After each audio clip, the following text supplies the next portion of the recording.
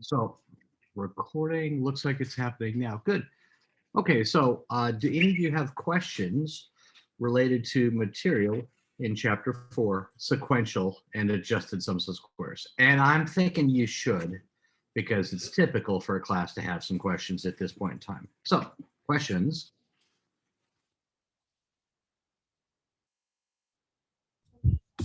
Hey, I can ask a question, maybe. Okay. Hello. Yeah. So I was like, I understand how it works. I was trying to figure out from how I should think about um controlling for other variables. Like, for example, a lot of people will say, "Oh, here's a survey I did," and people earlier there was a statistically significant difference between two groups, and then after I controlled for these variables, there's not a difference. So I want to make sure, can I say that there's not a difference, or can I say that there's no observable difference between the groups once I've controlled for the variables? How should I think about controlling for other variables in the context of making a claim about a difference between two groups? Okay, well, we're going to see an example somewhat like that. Actually, it's one of our first examples. So I'll just say the second way you phrased it is better. So let me repeat what I think you told me, and then I'll affirm your second interpretation. What you said is, oh, look, we did a study and we saw a difference between two groups. Or shoot, if it was ANOVA between three groups, or if it was regression, maybe there was a noticeable slope. There's a rejection of the null hypothesis. But once we've controlled for another variable, we can no longer say that there is a difference between the groups. Hey, that was just like Tuesday's example. Remember the income and life expectancy? We said, oh, look, there's a slope relating income to life expectancy. But once you've controlled for the country type, there no longer is a noticeable slope. That doesn't mean there isn't a relationship. It just means that once you've controlled for the other variable, there is no longer a relationship between what was not explained by that first variable and then your country type. So Morgan, does that get to your question? Yeah, it's kind of heady, so I think I'm just gonna have to think about it more, but that helped a lot. And I think the more examples we do, the more sense it will make. I think what it boils down to is controlling for whether you want to control for something else or not. It plays a huge role in how you phrase your outcome. Yeah, definitely. Someone Right. else? A lot of contentious surveys and stuff, that are in pop culture, they often say, oh, there's this difference. Or once we control for this variable, there's no difference. And it's hard for me to, as a non-statistician, understand if they're making the right claim based on the data. Okay, so let's go with one thing that I know to be true. Women earn less money than men on average. True fact. There is no arguing over that matter. Now, some people say, well, that's because of discrimination. Other people say, nah, it's not that. I don't have an opinion, but I do know that we see that wage differential between males and females is quite small in people who are under the age of 30, who have the same level of education, who are in the same career. Now, it doesn't get eliminated, but that wage differential is quite smaller when you're talking about comparable individuals, both lawyers, both aged 28, both working in San Francisco in the same specialty of law. You would expect the male and the female lawyer would be making about the same amount of money. That they aren't is still troubling, but it's much less of a difference than the generic 70 cents on the dollar that we often hear bandied about. So, anyone want to follow up on that? Or Morgan, do you want to So I continue guess on? I And could say yeah, that if we wanted to maybe investigate how we could, make that gap lower, we might say that we should look at these look at people under 30 and say, how could we make sure that there's equal opportunities for these jobs that are high paying, as opposed to saying we should give more money from because that helps us see what the systemic problem is more now that we've controlled for those variables, because we're able to say these are the variables that I guess are connected to this other variable, so that once we remove them, there's no longer a difference, right? We're able to see the connection. Well, if it's an observational study, you can see something that would be consistent with a hypothetical connection. But that doesn't mean you found it. You found something that's at least correlated with it. Okay, But yeah. I see. It's really difficult, but yeah, thank Yeah. you. Thank you for entertaining my my question. Well, if your question's entertaining, it's worth entertaining. Or was that not entertaining? Okay, fine. Anyone want to follow up on another aspect of sequential or adjusted sums of squares?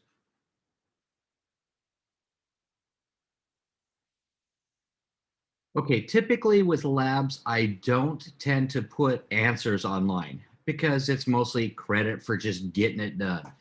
But with the sequential and adjusted sums of squares lab, I do like to put some answers online for y'all.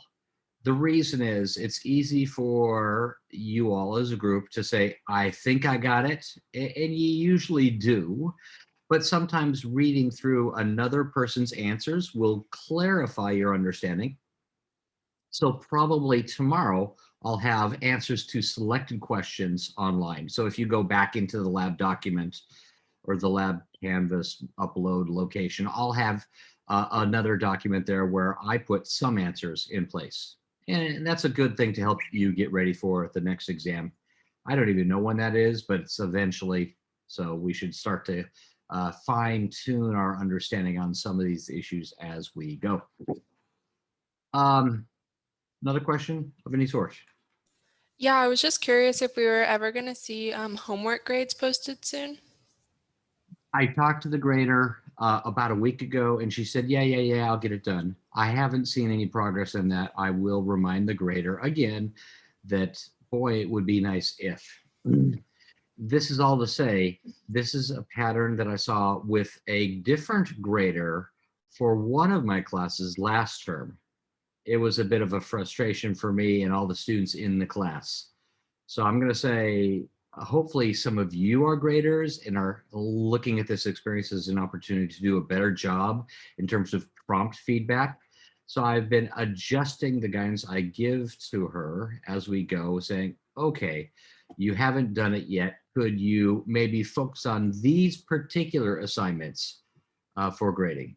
At least, if nothing else, the answers are available online. And if nothing else happens by the end of the term, and I really hope that it's going to work out. But sometimes people sign up to be graders when they really don't realize how busy they are.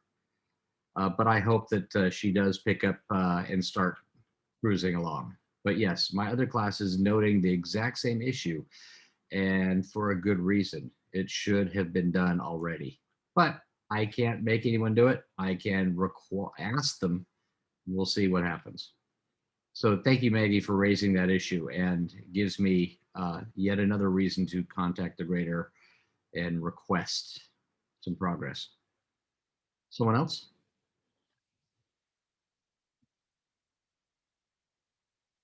Okay, so I'm going to share a screen. So share screen, which one? That guy. Boom. And the last little bit, and our text does a nice job of discussing correlated explanatory variables and the difference between sequential and adjusted sums of squares in each of those two contexts. Okay, so I'm going to talk about legs and poets in that order. I'm going to go with the legs first because the legs example sort of works for me. And we have data here on the length of the legs of some 23 individuals, okay, I guess that's centimeters. Okay, so the first person is 84.16 was the length of their left leg in centimeters. 84.17 was the length of their right leg in centimeters, and that's weight of the individual in kilograms. Okay, so you're thinking, oh, not 23 people, lots more than 23 people. You're thinking 100 people. So probably a person's bone structure, if they're taller, their leg would be longer, and also they'll probably weigh more.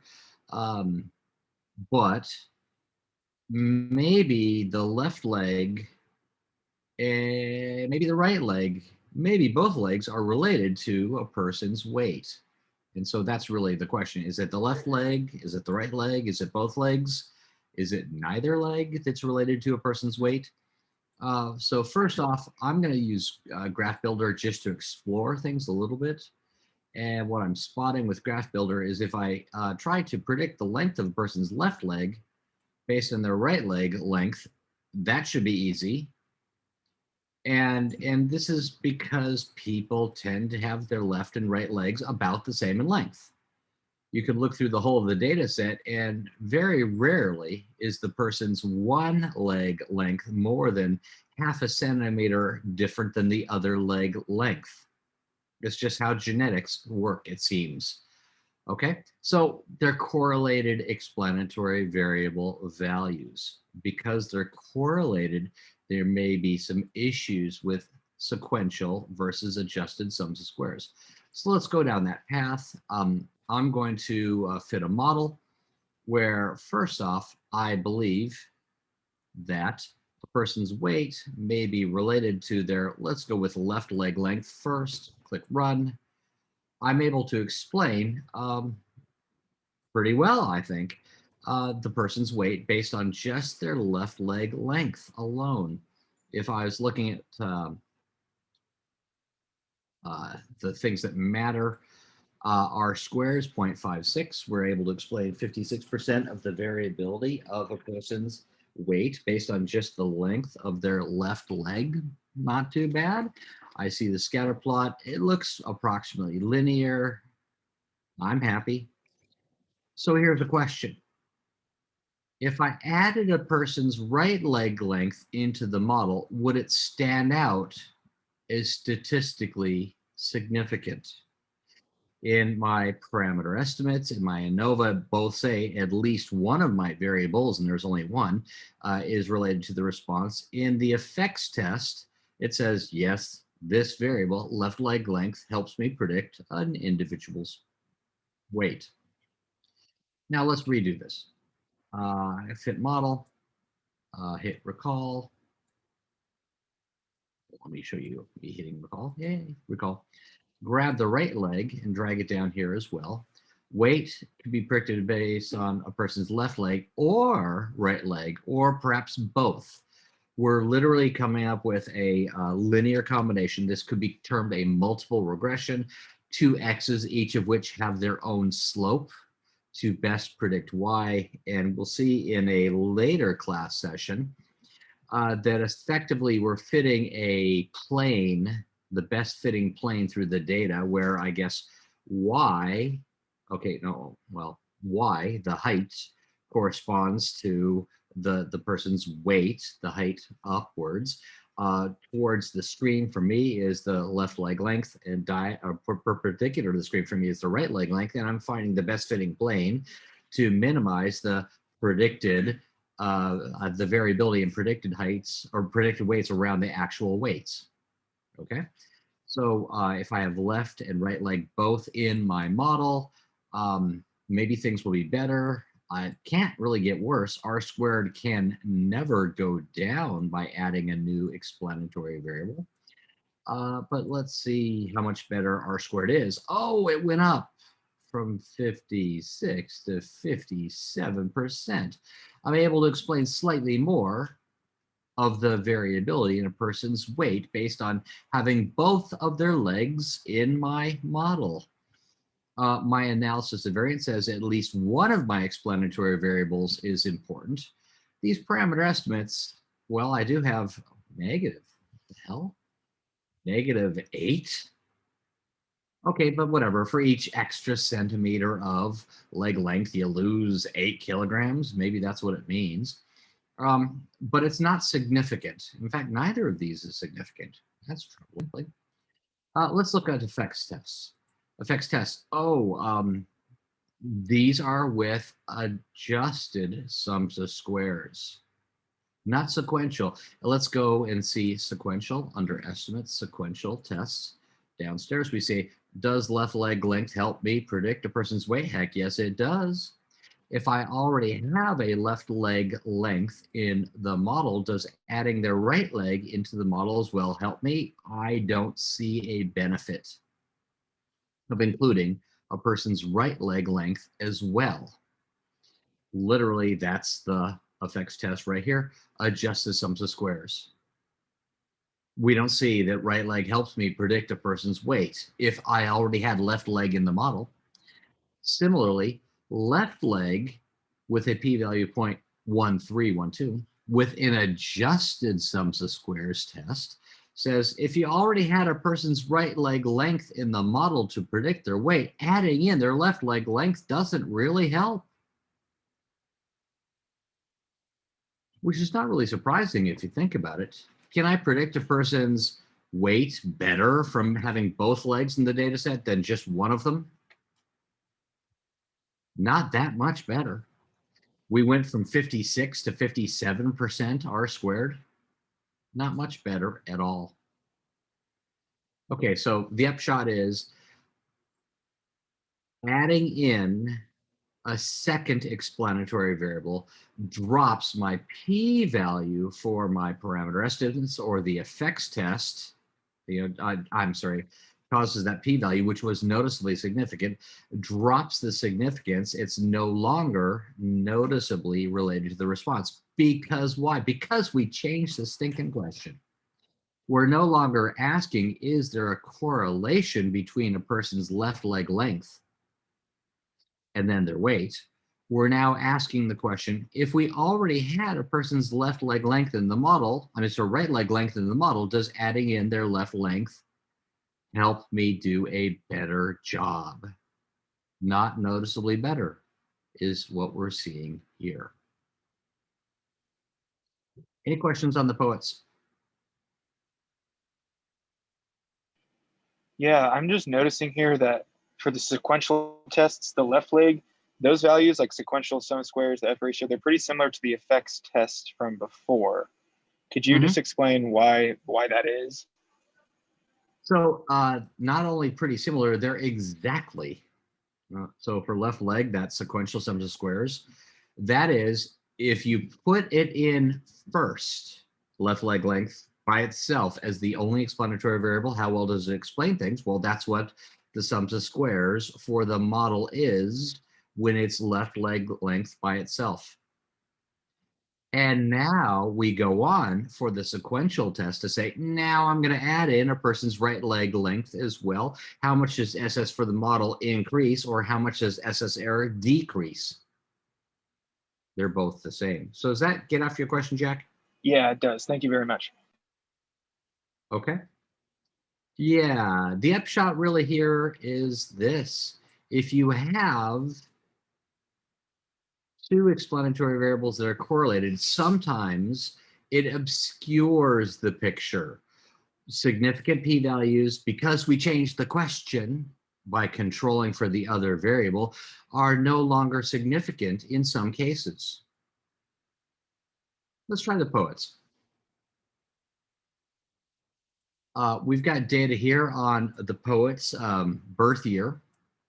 And these are famous poets, so they date back to, some of these 1370. That's a long time ago. 1298.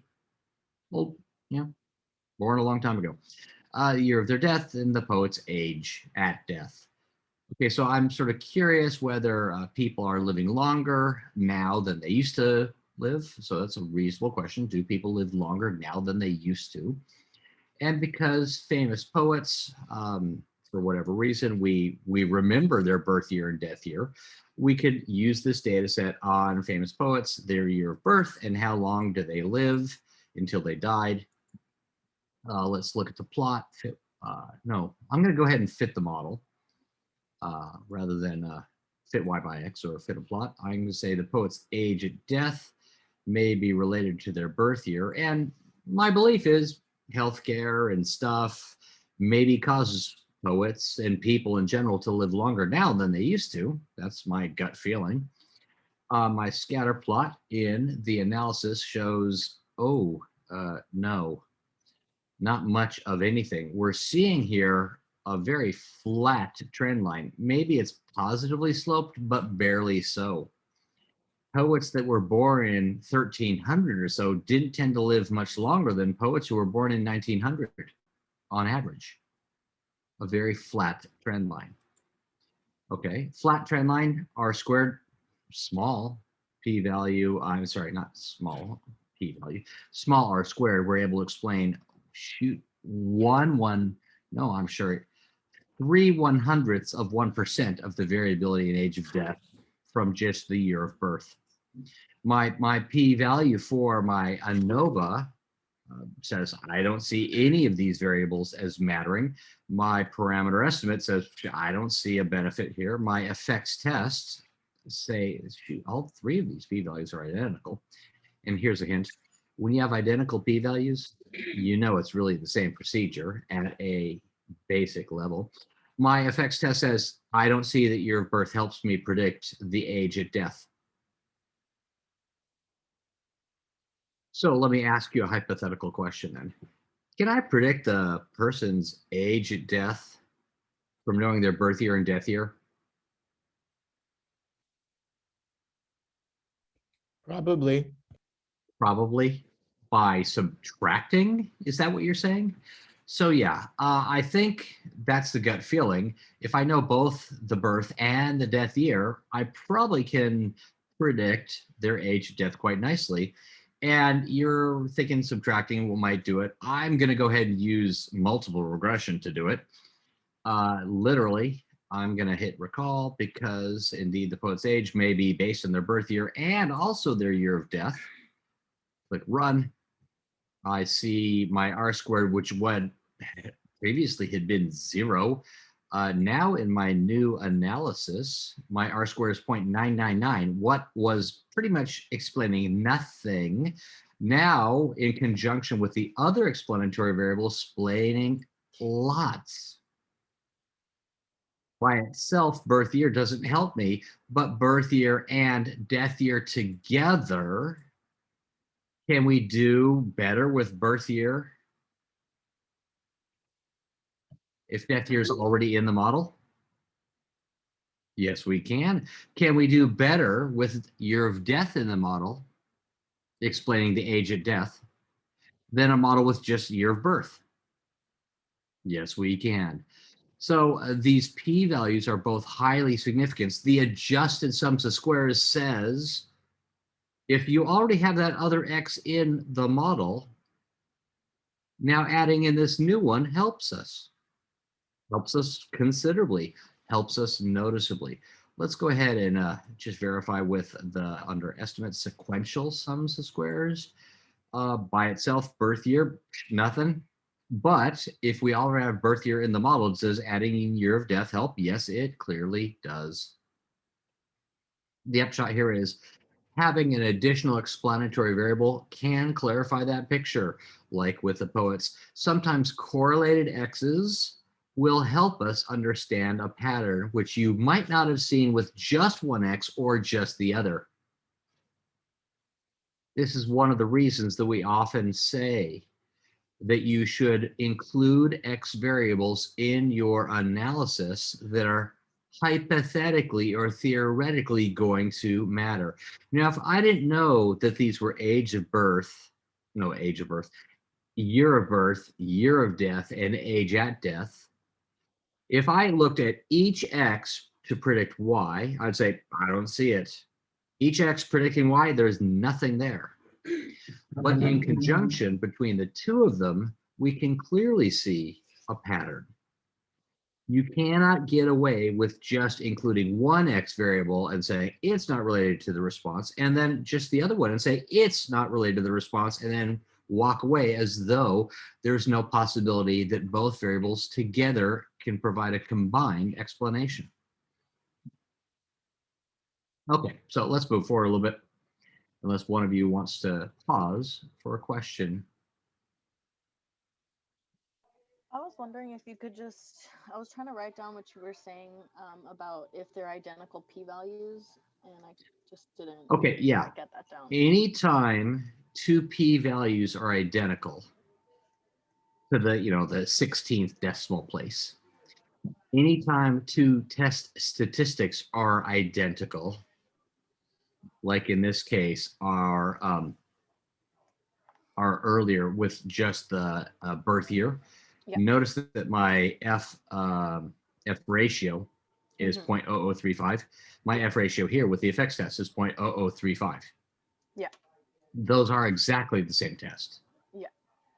In general, the analysis of variance is, do any of the variables play a role? Downstairs, the effects test is, does this one play a role, controlling for any other possible x's in the model? Now, in this case, with only one x, they happen to be the same test. Mhm. Same Okay. thing with the p-value 0.9541, 0.9541, 0.9541. They're all really testing the exact same thing. And I would even claim that if you take the square root of 0.0035, you get the t statistic.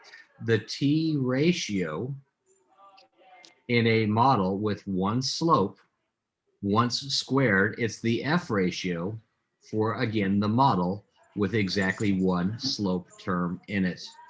Okay. So square root from f to t, or squaring t gets you f. Okay. Thank you. So yeah, I think the benefit of knowing that information is you could spot in 3 different locations on this analysis the exact same answer. Okay. But it also will allow you to say, in a different context, I could do a test for a slope. And if the test for the slope is statistically significantly differing from 0, we also know what the ANOVA results would be. Thank you. Okay, Anise, you want to follow up on that at all? No, I think that's it. Thank you for explaining. Anyone else?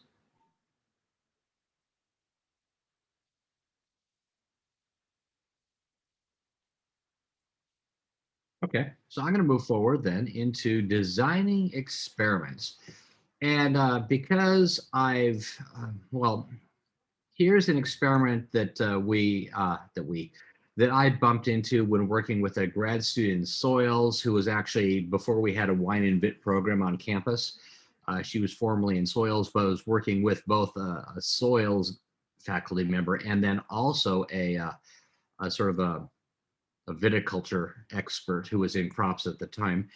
And they're trying to figure out whether putting a cover crop, okay, along the vine rows will impact the size of the grapes at the harvest. So first off, what's a cover crop? If you allow essentially weeds to grow up right along the vine row, will that help? The belief is something like, well, it's going to collect moisture in the form of dew, and the dew will run down into the soil. And yes, the weeds will maybe soak up some moisture earlier in the year, but around here, it seems as though by the time we hit, late fall, late spring, we do end up with the weeds are mostly dried up and dead.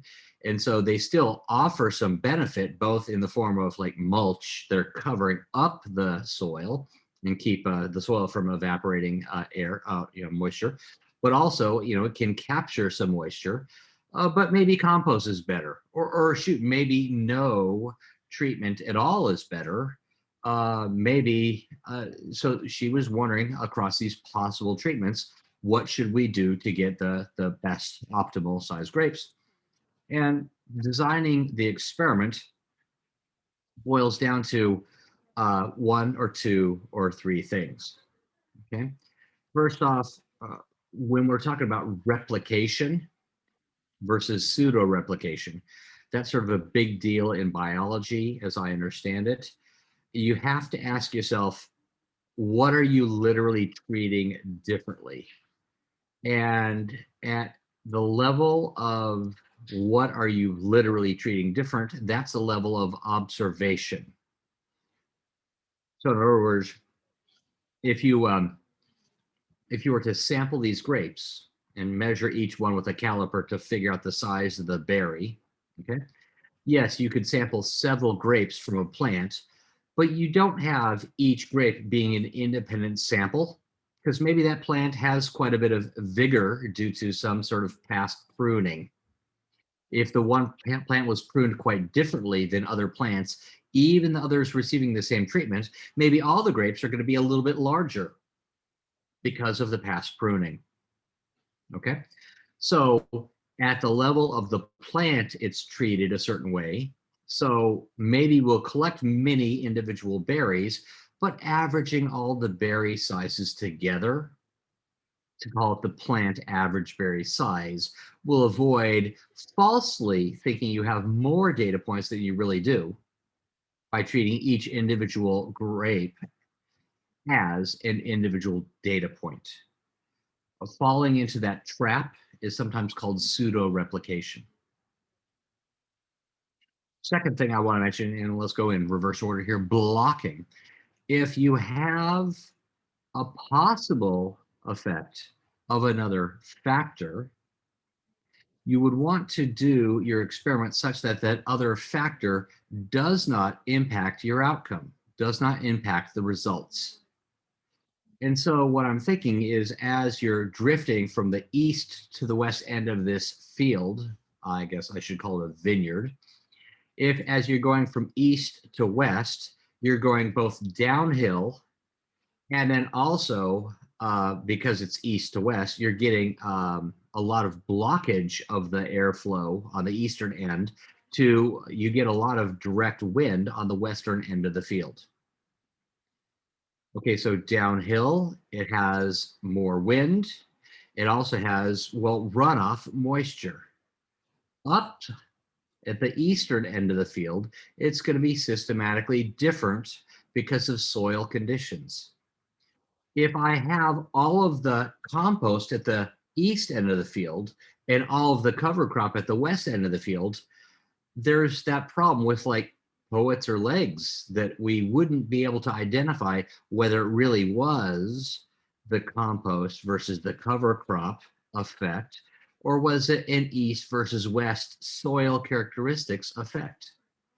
We should block in such a way that individual locations, some of the eastern ones get each the compost and then the cover crop. Some of the western ones get the compost and some of the western ones get the cover crop. Some in the middle compost, some of the middle get the cover crop. We're going to block as a way of trying to reduce the variability in such a way that we also are eliminating possible bias. And then randomization. Even though we may block on some factors, you cannot block on everything possible.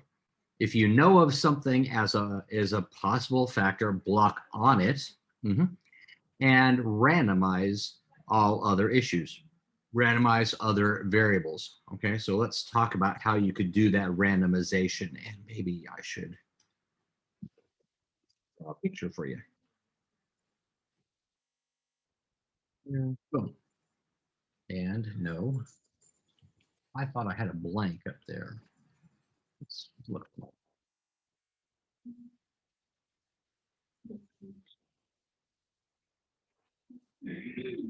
Okay. There it is. Okay, there's my blank screen, so I can draw on it. Again, maybe we have conception, and I'm going to go with maybe 1, 2, 3, 5 separate treatments that you might want to consider for your field. And let's, with 5 treatments, go with 5 different columns and 5 different rows. So we could take our field and trunk it out this way. Again, the east versus the west, and there's north versus south. And we made a story so far for the eastern portion is uphill and less wind. The western is downhill and more wind. But in the north, it's sandy. And then down here on the south side, it's clayey soil. Okay, so moist and then dry. Let's go with that as a concept. So if we had to design an experiment where each of the 5 different ways of treating the plants were, I'll just say, independent of or balanced across the different possible soil types from north to south, I want one of each of the treatments in each of the rows. Okay, so if my treatments were called A, B, C, and D, let's go with A here. B, B, B, B, and B, B, C, C, C, C, C, D, D, D, D, D, D, then E, E, E, E, and E. So if I've got 5 treatments, A, B, C, D, E, here is one possible way of making sure that as we go from dry to moist, I've got an A in each of these 1, 2, 3, 4, 5 separate columns from dry to moist. And similarly, from sandy to clay soil, I've got an A in each of the 5 separate rows. Okay, no problem. We've come up with a design here which is fairly good. I'll call this a Latin square design.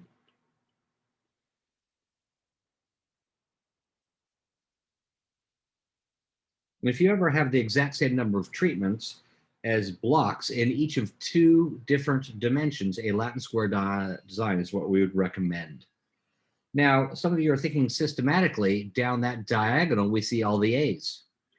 And you're right, systematically, that is the case. But the nice thing about a Latin square design is if I now were to take, let's not use blue, let's use green. If I were now to take my, my columns, I could permute them. I could say my columns label 1, 2, 3, 4, and 5. What if I put column 5 in the first slot, column 1 in the third slot, column 3 in the fourth slot, and column 4 in the second slot, and column 2 in then that fifth slot?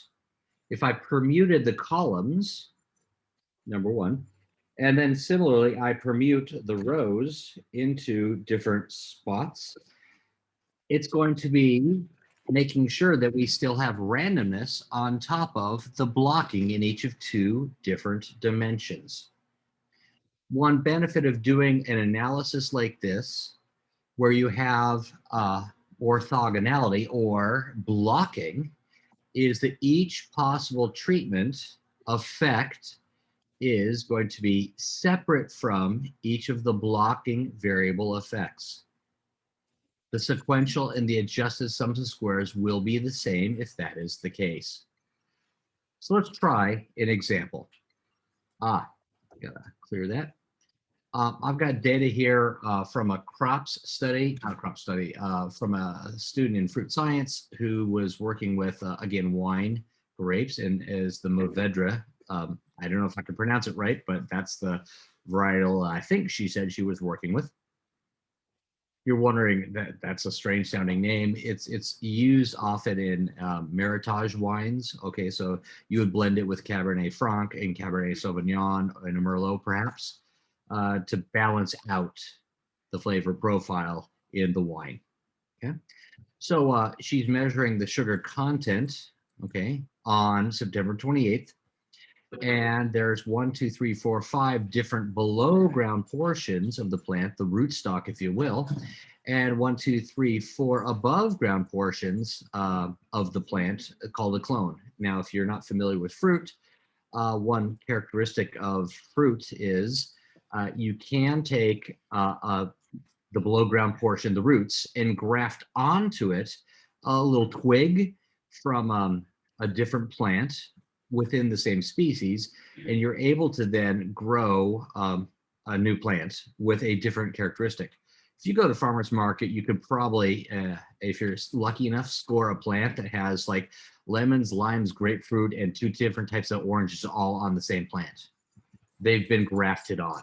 In that same sense here, she opened up the catalog to Mourvedre rootstocks that would grow well around here in Slough area, and the catalog of above ground clonal variants, or scions is what they're sometimes called. And she went ahead and tried these 4 scions, those 5 rootstocks, and was wondering, does the above ground portion, the scion or the clone, impact the sugar content? But she's going to block on the individual rootstock because it's possible different rootstocks have different impacts on the sugar content in the grapes that the grape juice that would be later produced. So I'm going to go ahead and do my analyze fit model. I think that perhaps the sugar content may be different for the different rootstocks, and for clone, shoot, that is a nominal variable, because even though it's numbers, 23, 115, 660, it's not a linear trend. Those are just names, strange names, actually, if you think about it. 23. Running my analysis, I see the output right over here, drag and drop for you so you can see it. We see that we're able to explain a fair chunk of the variability in sugar content, 76%. From at least one of the variables, it's statistically significant. Which one is it, you wonder? Well, across the 5 different rootstocks, I don't spot with adjusted sums of squares a difference across the rootstocks at all. The rootstock effect is not statistically significantly differing from 0. The effect of the clone is noticeably differing from 0. At least one of the clones is different than the others. If I want to look more carefully at which rootstock it is or which clone it is, you could look at those parameter estimates. You could also use the Tukey post hoc method. Right now, what I want to emphasize is these are the adjusted sums of squares. What if I were to use a sequential model instead? Interestingly enough, for rootstock, it's the exact same, and that's a little surprising, perhaps. For the last thing sequentially, of course, it's identical to the effects test. That's the definition of adjusted sums of squares. But the first term in the model, rootstock, by itself has a sequential test F ratio and P value identical to if it were second. Again, adjusted sums of squares means it's second in the model after the other terms. This happens because each rootstock goes with each clonal variant one time. As long as you have the exact same number of replications in each treatment combination, you have what we term balance. A balanced experiment provides orthogonality in our analysis, meaning I no longer have to say controlling for the effect of the clone, the rootstock doesn't matter. All I have to say is the effect of rootstock, it don't matter. That's really slick. If you have a balanced design, you don't really have to ever say controlling for the other x's. Let's try put them in the other order and verify that it works both ways. Recall, if I put in rootstock not first but last, run then. Well, let's smallify those things over here. Show. We see the exact same R squared, that's a hint.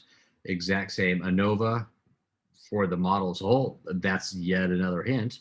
If I were to turn on the sequential analysis, okay, under estimates, show sequential tests, I would now say across the clones, there's a noticeable difference. Even if I don't want to say controlling for the rootstock, I can still say there's a noticeable difference across the clones. A balanced study has this characteristic. We like balance. When at all possible, aim for balance.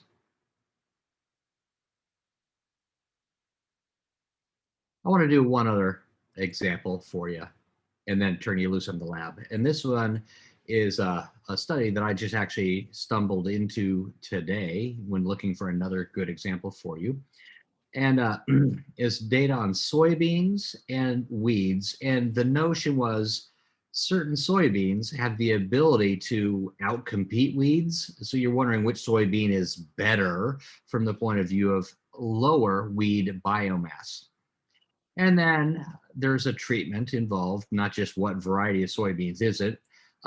We apply herbicide 2 weeks after planting of the seeds in the ground, herbicide 4 weeks, or don't even bother with herbicide at all. And 2 separate locations, Rosemont, Minnesota and St. Paul, Minnesota. These were data from well, the University of Minnesota crops folks. And then instead of dealing with the biomass in terms of kilograms per hectare, I'm going to go with the square root of the biomass for reasons that we'll bump into in chapter 8. You'll see why in chapter 8 I made this choice to go with the square root of biomass as my response variable. Under analyze fit model, I think that maybe the square root of the biomass may depend on, well, location, blocking variable, the effective location. There might be one. Rosemont and St. Paul are different places. The treatment, which type of herbicide, was it 2 weeks, 4 weeks, or not at all? Which variety of soybeans were used? 2 weeks, 4 weeks, I'm not sure, across the 16 different variants of soybean. And if I click run at this stage, I'm going to get a sense for whether any of these factors matter at all and which ones do matter and maybe in which ways. Okay, so first off, skipping over the things that we'll focus in on in a later section, 71% of the variability can be explained. At least one of my terms does matter. Which one is it, you wonder? Well, there's a difference between the locations, that's for sure. And that's controlling for the variety and treatment. And controlling for location and variety, there's a difference across the treatments. If this were balanced, okay, then I would say, I don't even have to say controlling for the effect of location and variety. I could just say the treatment matters. So how do we spot if it's balanced? Well, one way to spot if it's balanced is to turn on the sequential sums of squares. And if for sequential tests we see the exact same sequential sums of squares as the effects test sums of squares, we have balance. Here I see the same. We have balance. The benefit to me is I can now say across the treatments, at least one of the treatments is better than the others. Across the locations, at least one of the locations is more weeds per acre than the other. Across the varieties, I don't know if there's a difference across the varieties. It doesn't look to be the case just yet. But to sort of tip my hat to chapter 7 a little bit, because the lab also asks us to do this today, I want to graphically explore these data and see if there's something interesting with Graph Builder. I can look at the square root of the biomass separately for each of the different, and I'm going to go with each of the different varieties. Now there's 16 separate varieties, okay? But I want to show you separately for each of the different treatments. And I'm going to choose for treatment, I'll choose an overlay. And for location, I'll choose a different color. Okay, so how do we interpret this? We didn't see a difference in the height on average across each of these differing varieties, but across the circles versus pluses versus diamonds, I see the diamonds are running a little bit higher and the circles a little bit lower. Fair statement? Herbicide 2 weeks, lower square root of the biomass of the weeds. No herbicide at all. Well, more biomass for the weeds. That's not surprising. What about Rosemont versus St. Paul? Is it fair to say the blues are upstairs and the reds are downstairs? Yeah. So we can say maybe when I see this pattern here, I can say maybe there is an effect of blue versus red and then across these different ways of treating things. But I haven't explored the possibility of an interaction just yet. And when I say interaction, let's think that one through. How do I want to pitch that to you today? I'm going to say if I were to do an analysis, and this is one thing the lab asks you to go ahead and do, I'm going to hit recall. I might think that some varieties will do better at some locations than others. If I take variety and then location and cross them, variety by location, that allows for the possibility of different varieties to do better at one location than the other. Seems like a possibility to me. If I were to run that analysis, we see in the output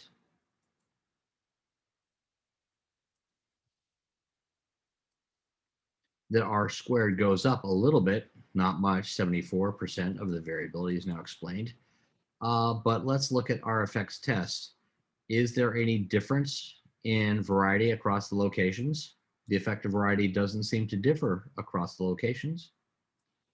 Under our analysis, under factor profiling, I could show you, and the lab will walk you through this, I could show you an interaction plot where downstairs, I need to make this bigger so we can see it.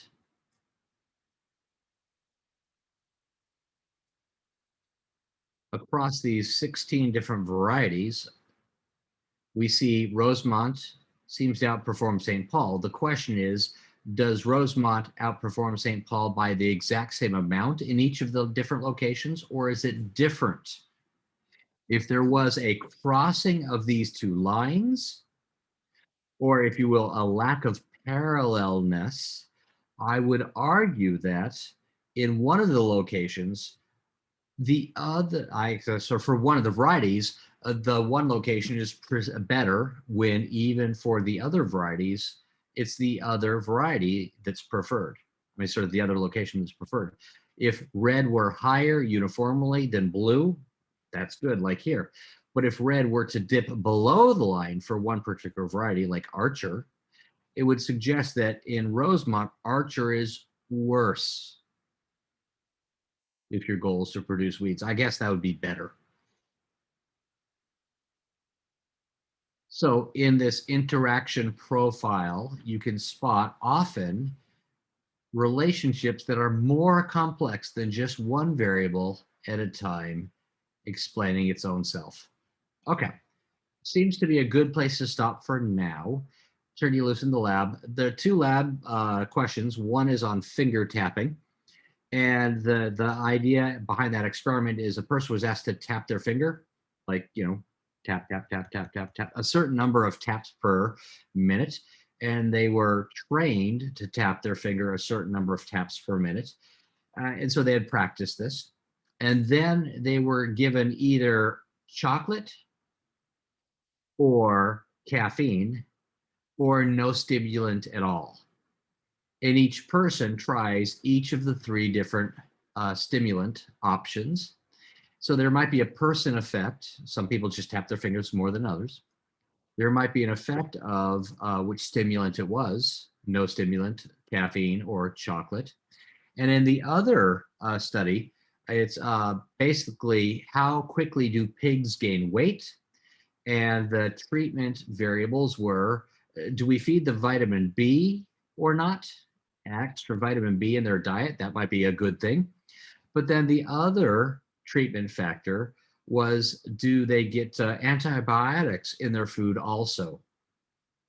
If you feed the pig antibiotics and also put vitamin B, is that really the same as the antibiotic effect and then the vitamin B effect separately? Or is there some sort of synergy between the two going on? Okay, so that's a good place to close out the conceptual understanding of the lab questions, but then you're going to go do it yourself. So let me turn off the recording and then put you in your lab groups.